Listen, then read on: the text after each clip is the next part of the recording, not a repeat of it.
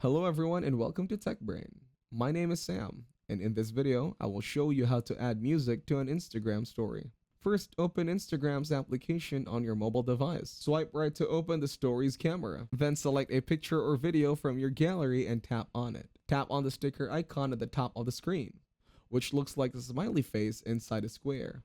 Tap on the music sticker. Browse through the list of songs or use the search bar to find a specific song you want to add to your story. Tap on the song you want to use. You can trim the music to the exact part you want to include in your story by dragging the slider. Choose the style of the music sticker or lyrics that will appear on your story. Tap on Done.